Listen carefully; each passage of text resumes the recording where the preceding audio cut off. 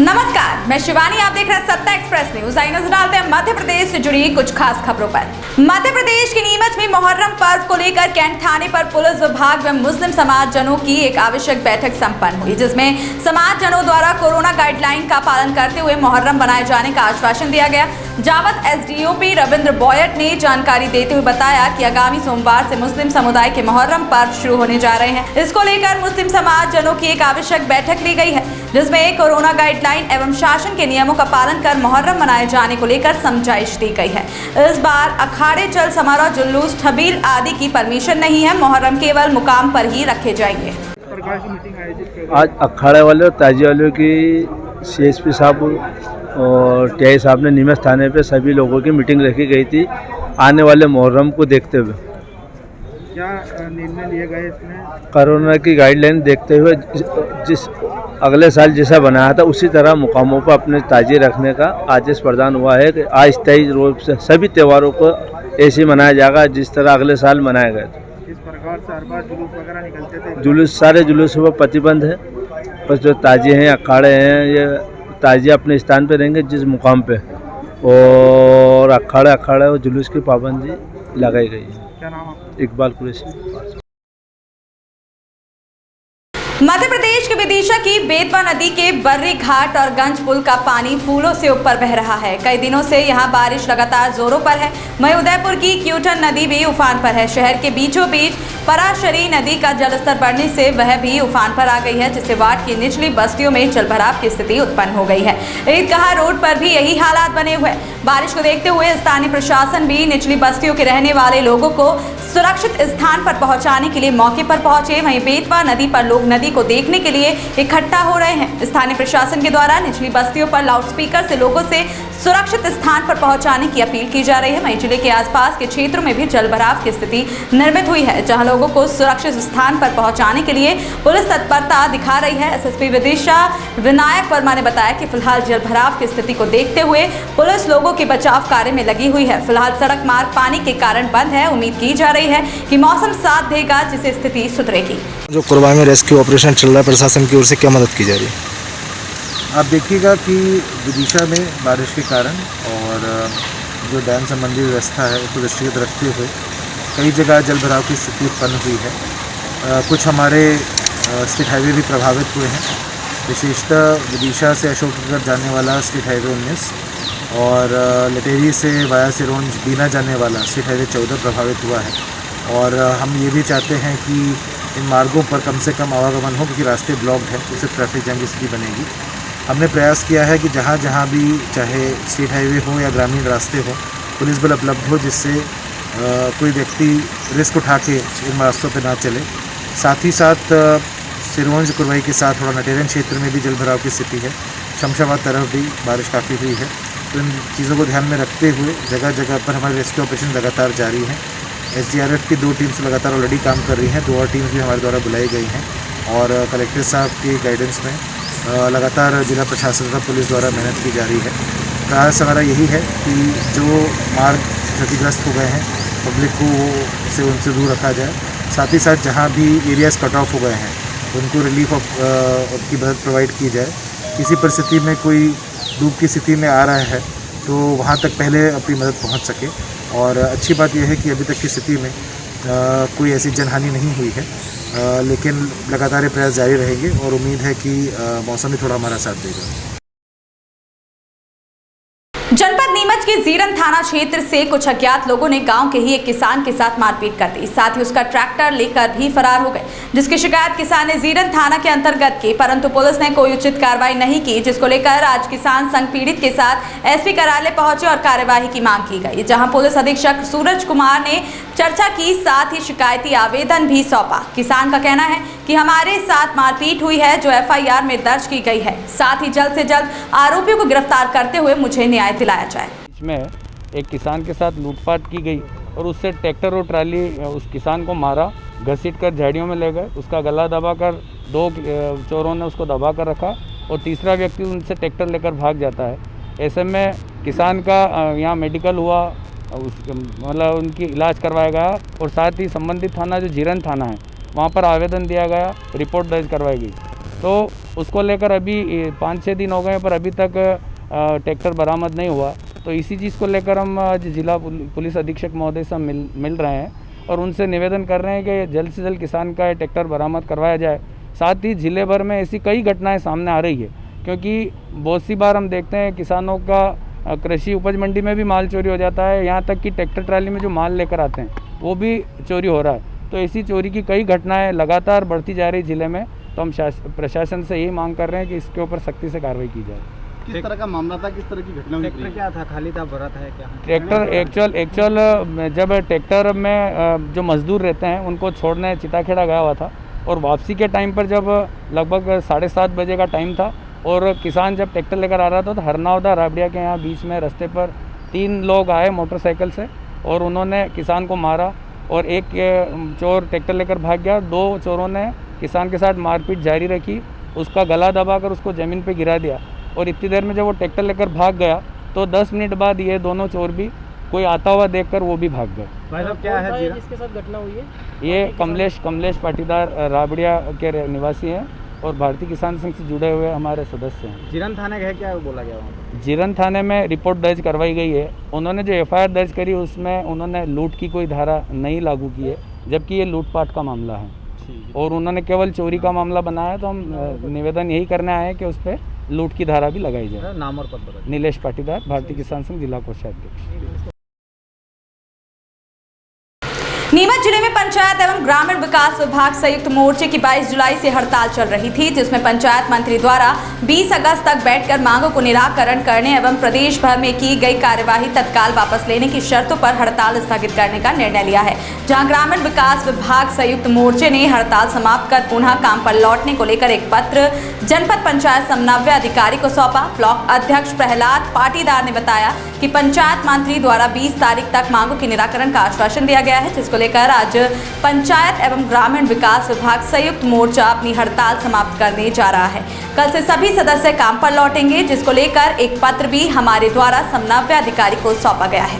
समाप्त हो रही है। कितने दिन हो चुके हैं हड़ताल को और कितने संगठन आपके साथ हड़ताल पे थे और वापस काम पे लौट रहे हैं? पंचायत एवं ग्रामीण विकास विभाग के 17 घटक हमारे साथ थे। 22 तारीख से लगातार हमारी हड़ताल चल रही थी, जिसमें कल शाम को पंचायत मंत्री जी महेंद्र सिंह जी के द्वारा हमारे प्रांत के अध्यक्ष को वहां पर बुलाकर मीटिंग की गई, जिसमें उन्होंने आश्वासन दिया है कि आपकी जो मांगे हैं मैं 20 तारीख तक निराकरण करूंगा और आप स्वतः ही काम पर लौट जाएं। ये आश्वासन देकर उन्होंने निराकरण करने की कहा गया। पूरे प्रदेश में कई कर्मचारियों पर जो है निलंबन आदेश जारी किए गए, कई को सेवा से पृथक कर दिया गया। 181 में भी कार्रवाई की गई। बताया जा रहा है कि उन कार्रवाइयों का दबाव भी जो है सहायक कर्मचारियों पर काफ़ी पड़ा है। उसके बाद से हड़ताल निरस्ती की कार्रवाई की जा रही है। जी, ये बिल्कुल सही है कि 2 दिन में बहुत से जिलों में किसी को निलंबन किया गया है और किसी की सेवा समाप्त की गई है और बहुत सारों को FIR भी की गई है। तो ये शासन के दबाव में आकर जो प्रशासन ने किया है ये गलत किया है, क्योंकि हमारी मांग है और हमारा अधिकार भी है।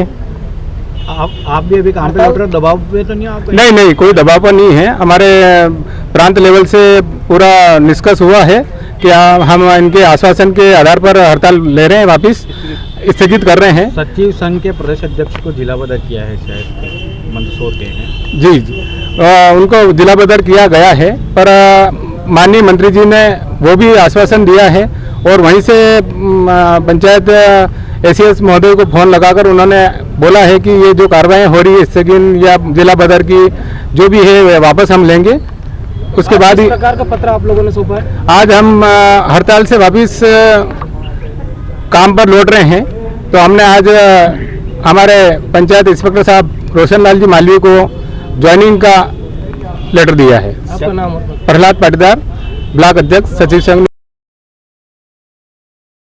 मध्य प्रदेश के जनपद नीमच में भाजपा की प्रदेश सरकार द्वारा लगातार दलित विरोधी और संविधान विरोधी नीतियों के विरुद्ध कांग्रेस अजाब विभाग द्वारा 9 अगस्त को भोपाल में विधानसभा का घेराव किया जाएगा। इस आंदोलन में शामिल होने के लिए नीमच जिले से अजाब विभाग जिलाध्यक्ष महेश वीरवाल के नेतृत्व में सैकड़ों कार्यकर्ता भोपाल पहुंचेंगे। इस संबंध में आंदोलन के लिए नीमच जिले के पर्यवेक्षक श्यामलाल जोगचंद्र नीमच पहुंचे और कांग्रेस कार्यालय गांधी भवन में कांग्रेस जनों की बैठक ली। साथ बैठक में ब्लॉक कांग्रेस अध्यक्ष ब्रजेश सक्सेना सहित कई कार्यकर्ता शामिल हुए। जिलाध्यक्ष महेश वीरवाल ने बताया, भाजपा सरकार द्वारा लगातार दलित विरोधी कार्य किए जा रहे हैं और संविधान विरुद्ध नीतियां बनाई जा रही हैं, जिसके विरोध में कांग्रेस अजाब विभाग के कार्यकर्ता भोपाल में विधानसभा घेराव किया जाएगा।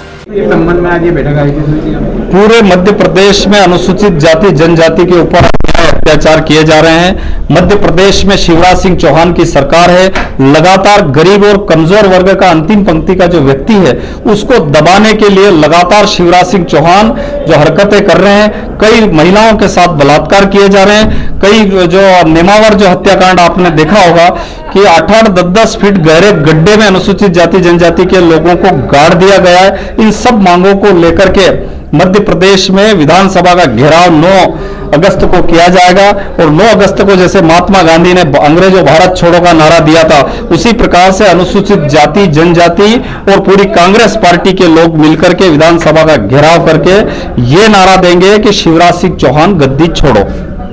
अभी क्या निर्णय लिया, किस तरह जाएंगे यहाँ, किस तरह बैठक करेंगे कार्यकर्ता? यहाँ सारे अनुसूचित जाति जनजाति और सभी समाज, सभी धर्मों के कांग्रेस पार्टी के सभी वरिष्ठ जन यहाँ पर एकत्रित हुए हैं और अधिक से अधिक संख्या से नीमच से हम लोग यहाँ से कूच करेंगे और विधानसभा का घेराव करेंगे। प्रदेश सरकार में मंत्री नरोत्तम मिश्रा आरोप लगा रहे हैं कि कांग्रेस का काम ही जो है वो किसी भी बात पर अपनी टीका टिप्पणी करना और कहीं ना कहीं कांग्रेस। नरोत्तम मिश्रा जी को यह जानकारी नहीं कि मेरे पड़ोस में बलारगढ़ विधानसभा क्षेत्र में 14 लोगों को शराब में जहर मिलाकर के पिला दिया। लगातार भारतीय जनता पार्टी के लोगों को मार रहे हैं, लोगों के साथ अन्याय कर रहे हैं और आम जनता के साथ अन्याय अत्याचार किए जा रहे हैं। लेकिन पता नहीं ये नरोत्तम मिश्रा किस तरीके की मिट्टी का बना हुआ है, जो पता नहीं लगातार कांग्रेस के ऊपर आरोप लगाते हैं। स्वयं अपने गिरेबान में झांक करके देखे और अन्याय और अत्याचार किसान, मजदूर, गरीब और अनुसूचित जाति जनजाति पर बंद करे। जगदीश देवड़ा जी वहीं से विधायक है, प्रदेश सरकार में आबकारी मंत्री। ये जो मौत का पूरा घटनाक्रम रहा, किस नजरिए से देखते हैं? प्रदेश सरकार कितना गंभीर है, क्या कुछ कहना चाहिए? मुझे ऐसा लगता है कि प्रदेश सरकार इसमें कतई गंभीर नहीं है। प्रदेश की सरकार लगातार मौत के मंजर पर, ऐसा लगता है कि जैसे वो सुषमा स्वराज ने जो शमशान घाट में जाकर के जो डांस किया था, उसी तरीके से भारतीय जनता पार्टी मौतों पर तांडव कर रही है।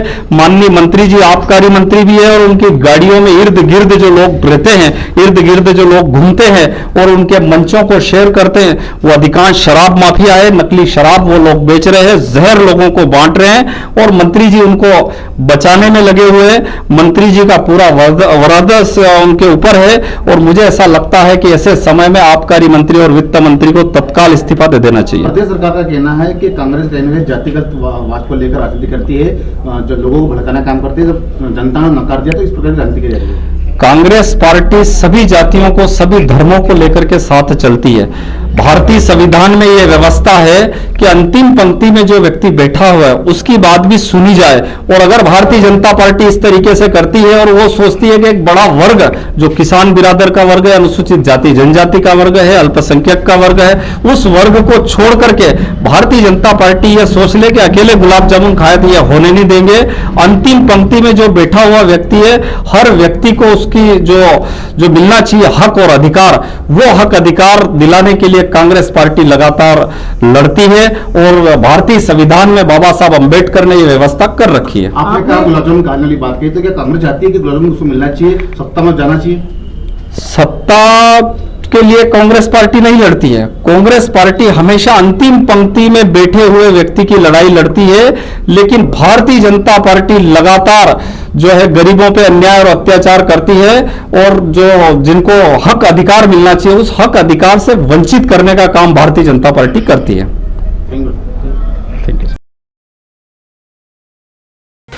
मध्य प्रदेश के भोपाल में नरेंद्र पत्थी नाम का एक व्यक्ति सुपारी व्यापारी दीपक हीरवानी के यहाँ काम करता है। नरेंद्र ने थाने आकर एक दिन पहले शिकायत की थी कि व्यापारी के दिए गए 1.5 लाख रुपए 2 लोगों ने हमला कर उससे लूट लिए हैं। पुलिस ने जांच शुरू की तो पता चला कि फरियादी द्वारा बताई गई बातें गलत है। सीसीटीवी कैमरे के आधार पर फरियादी नरेंद्र के साथ घटनास्थल पर कोई लूट नहीं हुई। जब आरोपी से सख्ती से पूछताछ की गई तो नरेंद्र ने बताया कि उसका 1 लाख का पर्सनल लोन चुकाने के लिए उसने खुद के साथ लूट की साजिश रची थी। इस काम में उसकी गर्लफ्रेंड मोहिनी ने भी उसका साथ दिया था। लूट दिखाने के लिए खुद ही उसने अपने हाथों पर 3 जगह ब्लेड मारी थी। पुलिस ने नरेंद्र और उसकी गर्लफ्रेंड के खिलाफ मामला दर्ज कर दोनों को गिरफ्तार कर लिया है। 1.5 लाख रुपए मोहिनी के पास से जब्त कर लिए गए हैं। हमको एक घटना संज्ञान में आई थी जिसमें दीपक हीरवानी जो है उनके सुपारी का धंधा है, जिनकी तरफ काम करने वाले व्यक्ति को बैंक में पैसा जमा करने के लिए 1,05,000 रुपए भेजे गए थे। उसके द्वारा उसको खुर्द करके और उसमें अन्य घटना का प्रारूप बना करके पुलिस के सामने प्रस्तुत किया गया। पुलिस के द्वारा तत्काल में टीमें रवाना करके बस का जायजा लिया गया। कुछ एविडेंस भी तलाशी गई, कुछ कैमरों को भी सर्च में लिया गया तो पता लगा कि इसके द्वारा अपनी गर्लफ्रेंड के साथ मिलकर के एक साजिश रच करके और उस पैसे को खुर्द करने की कोशिश की गई है, जिसमें से मूल आरोपी जो उनकी तरफ काम कर रहा था उसको, उसकी गर्लफ्रेंड को, दोनों को गिरफ्तार कर लिया गया है, जिनको न्यायालय प्रस्तुत किया जा रहा है। मध्य प्रदेश में चिकित्सा शिक्षा मंत्री विश्वास सारंग ने दिया बड़ा बयान। उन्होंने कहा कि पूरे प्रदेश में मोदी जी की मुफ्त अनाज की सौगात देंगे। लाखों उपभोक्ताओं को अनाज मिलेगा। दीपावली तक यह अभियान चलेगा। अन्न उत्सव के माध्यम से किसी गरीब की थाली को खाली नहीं रहने देंगे। जिस वजन का राशन दिया जाएगा उस वजन का थैला होगा। बीजेपी की सरकार हर समय गरीब के हित में काम करती है। सरकार की कोशिश रहेगी गरीब को 2 वक्त की रोटी मिल सके।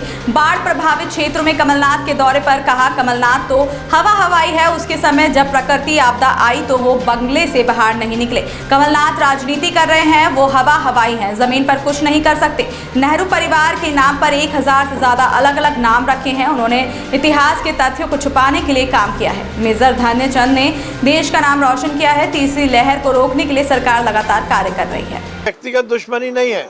इस देश का ये दुर्भाग्य रहा है कि आज़ादी के बाद इस देश में जिन लाखों क्रांतिकारियों के कारण ये आज़ादी मिली थी, उनको तो इतिहास में दर्ज नहीं किया कांग्रेस की सरकार ने। कांग्रेस की सरकार को केवल एक परिवार मिला, नेहरू परिवार।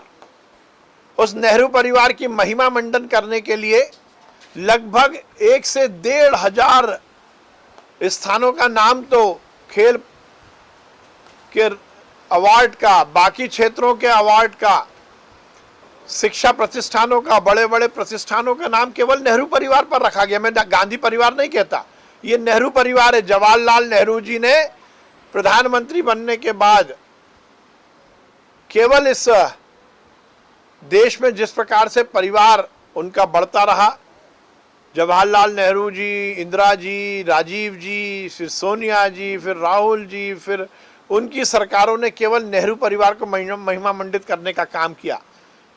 उन्होंने इतिहास के वो तथ्य जिसमें बाकी क्रांतिकारियों का वर्णन था उसको छुपाने की कोशिश की।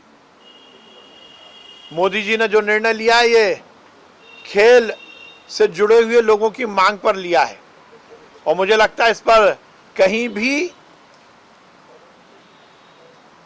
कंट्रोवर्सी खड़ी नहीं करनी चाहिए, क्योंकि मेजर ध्यानचंद ने इस देश का मान और सम्मान और हॉकी का गौरव जो बढ़ाया है।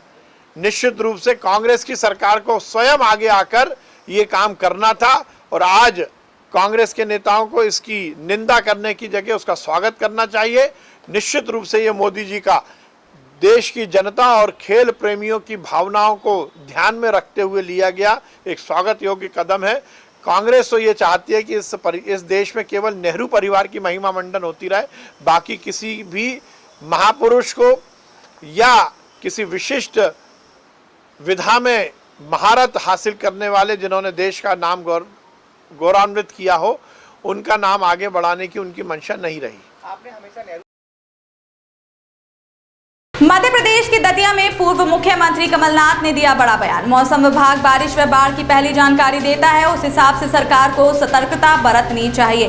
मैं मुख्यमंत्री शिवराज जी से कहता हूं कि आज समय दिखाते और ड्रामे का नहीं है। वो बाढ़ प्रबंध पर, उसकी पूर्व जानकारी पर, उससे निपटने को लेकर सरकार ने क्या तैयारियां की, सारी स्थिति प्रदेश की जनता को बताएं। इन क्षेत्रों में आज हालात बेहद भयावह हैं, सब कुछ तबाह हो चुका है। तत्काल राहत के आवश्यक कदम उठाने की जरूरत है। क्षेत्र के गांव का दौरा करके आया हूँ हेलीकॉप्टर से, देखा है कि कितना नष्ट हुआ है। आज ये राजनीति का मौका नहीं है, पर आवश्यक है कि हम सुझाव दें और पूरी मदद करें। सुझाव दें राज्य सरकार को, मुख्यमंत्री को। इस आपदा में, इस प्रकार की आपदा मैंने कभी देखी नहीं जो मैंने आज देखी। इसके बाद मैं शिवपुरी और श्योपुर जा रहा हूँ। पूरे ग्वालियर चंबल संभाग प्रभावित है। छोटी सड़कें हुई, बड़ी सड़कें हुई, हज़ारों हेक्टर ज़मीन नष्ट हुई है, फसल नष्ट हुई। इसका कैसे आकलन किया जाएगा जो फसल नष्ट हुई है, जो मकान टूटे हैं, जो आज रिलीफ कैंप में हैं, ये सब वापस कैसे लाए जाएंगे? केवल घोषणाएं करने से कोई रिलीफ, कोई फ़ायदा लोगों को नहीं होने वाला। तो मेरा तो एक ही प्रश्न है राज्य सरकार से कि आप ये बता दीजिए कि क्या आप प्रबंध कर रहे हैं और कौन से सीमित समय में ये राहत पहुंच जाएगी। कितने सारे पुल टूटे, छोटे पुल टूटे, बड़े पुल टूटे। गांव की सड़कें मैं देख के आ रहा हूँ, नष्ट हैं। गांव का गांव खाली है। बहुत सारे गांव में तो एक व्यक्ति नहीं है। ये हालत है। उनको रिलीफ कैंप में भेजा है, उनको वापस आना है। जो भी उनका मकान बचा है, प्रभावित है ग्वालियर चंबल क्षेत्र में। हमारा किसान हो, हमारा नौजवान हो जिसके पास कोई घर नहीं रहा, हमारी माताएं और बहनें हों, हमारे छोटे व्यापारी हों, उनकी छोटी छोटी जो दुकानें बह गई हैं। तो ये क्या, मैं तो कहता हूँ कि यहाँ तो अगले साल भर के लिए आप बिजली पूरी माफ़ करिए। मैं तो कहता हूँ कितना आप देंगे। आपने कहा लगभग 20 लोगों की मृत्यु हुई है। कोई कभी कहते हैं 4 लाख रुपए राज्य सरकार देगा, केंद्र सरकार से कहते हैं 2 लाख रुपए मिलेंगे। भाई ठीक है, जो भी आप दे रहे हैं ये बता दीजिए कब और कहाँ पहुँचेंगे, सीमित समय बता दीजिए। ये आज आवश्यकता है। और केवल शोमैनशिप की, ड्रामा की राजनीति, ये दिखावा करना, इससे कोई फ़ायदा नहीं। पिछले 10 दिनों में ये दिखावा बहुत हो गया। मैं तो माननीय मुख्यमंत्री जी से निवेदन कर रहा हूँ कि वे खले रूप में आए, मीडिया के सामने आए, सीमित समय बताएं, आंकड़े बताएं, कितने पुल, कितने किलोमीटर सड़क, कितनी बिजली की व्यवस्था चौपट हुई है, ट्रांसफार्मर गिर गए हैं, ट्रांसफार्मर ख़राब हो गए हैं, ट्रांसफार्मर डूब गए हैं। ये आज परिस्थिति है। और ये प्राकृतिक आपदा नहीं है साहब, ये पुल से पानी छोड़ दिया एक साथ वो तो कर देना था। ये अचानक थोड़ी बारिश गिराती है। मौसम विभाग पूरा सैटेलाइट की पिक्चर देता है, उसके बाद उसका इंटरप्रिटेशन करता है। जैसे आज उन्होंने कहा हुआ है कि दतिया ऑरेंज जोन में, शिवपुरी रेड लाल जोन में, शिवपुरी और श्योपुर लाल जोन में, वहाँ आज ये इतनी बारिश गिर सकती है। जब आप देख रहे हैं और ये 2 दिन पहले ये बता देते, तो ये सब तो पहले से पता था। तो अचानक ये आपदा नहीं आई, 2 दिन पहले से पता था कि ये ऐसी बारिश आने वाली है। सर, सरकार का लेकिन दावा है कि उनकी सतर्क कि कोरोना के टाइम में भी कांग्रेस ने कुछ नहीं किया, आपदा में भी हम पे आरोप लगाया जा रहा है। सत्ता पक्ष का कहना है। देखिए, कोरोना के टाइम में पूरी मध्य प्रदेश की जनता गवाह है। ये तो इन्होंने लोकसभा में कहा, स्टेटमेंट दिया कि ऑक्सीजन के कारण कोई मृत्यु नहीं हुई। अब झूठ बोलने का तो कोई अंत नहीं।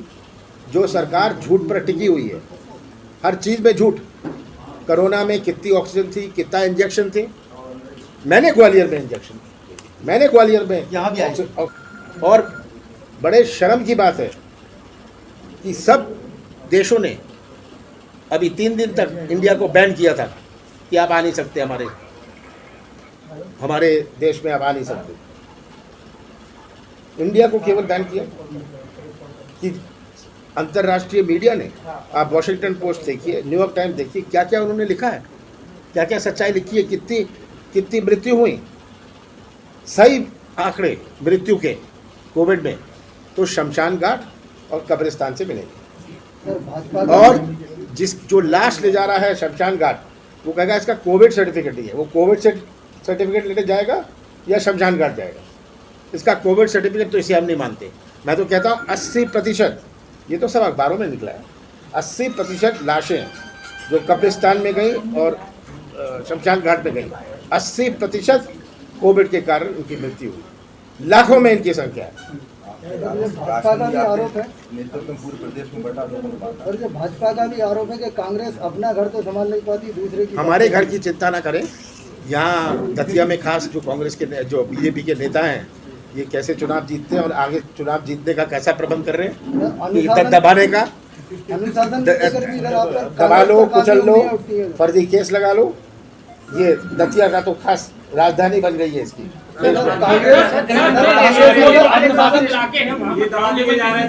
लोगों के पास ना तो खाने के लिए है, ना पहनने के लिए कुछ भी नहीं है। वो कह रहे हैं कि सरकार की तरफ से अभी तक कोई इमदाद नहीं मिली है, ना खाने को मिल रहा है, ना कुछ मिल रहा है। देखिए, अंत में जनता गवाह है।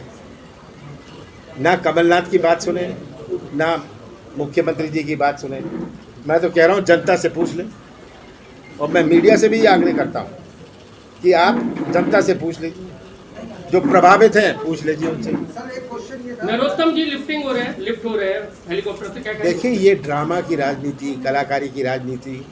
हाँ, आज अन्न उत्सव मन रहा है, प्रधानमंत्री अंदर फ्री राशन वितरण कर रहे हैं, परिवार को दिया जा रहा है। आदिवासी दिवस नहीं मना रहे। मैंने आदिवासी दिवस की छुट्टी डिक्लेयर करी थी, पैसा दिया था कि वहाँ आप फंक्शन करिए, कोई ना कोई कार्यक्रम करिए हर जिले में। आज हमारा प्रदेश आदिवासी बहुल प्रदेश है, और ये कर रहे हैं अन्य महोत्सव 2 दिन पहले। कौन सा अन्य? ये हालत है, ये उत्सव बना रहे हैं। ये क्या उत्सव बनाने का समय है? सर, भाजपा कांग्रेस पर परिवारवाद का आरोप लगा रही है, कह रहे हैं अगले नेता नकुलनाथ जी और जयवर्धन जी होंगे। देखिए, परिवारवाद का ये आरोप लगाएं। नकुलनाथ जी ऐसी कोई मध्य प्रदेश की राजनीति में दखल नहीं देते, ये भी आप जानते हैं। हाँ, वो छिंदवाड़ा तक सीमित हैं। मैंने तो उनको कहीं दौरे में भेजा नहीं, हम लोग तक नहीं मिले। नहीं, बिल्कुल, क्योंकि मैंने कहा कि ये सब। पर राजनाथ सिंह का बेटा क्या है, बीजेपी में आप ही करेंगे। देखिए, सर्वे तो साफ दिख रहा है कि कैसे मकान टूटे हैं, कैसे गांव खाली के खाली पड़े हैं। एक व्यक्ति नहीं घूम रहा था गांव में। हम तो 200 फुट की हाइट पर थे, वहाँ उस हाइट से तो शक्ल भी पहचानी जाती है। एक व्यक्ति नहीं निकल रहा था। ये हालात है। पुल टूटे हैं, फसल चौपट है, जमीन नष्ट है। तो ये तो बहुत बड़ा आपदा पूरे प्रदेश के लिए है। चलिए, बहुत बहुत धन्यवाद आपका। मध्य प्रदेश की खबरों में बस आज इतना ही। देखते रहिए सत्ता एक्सप्रेस न्यूज।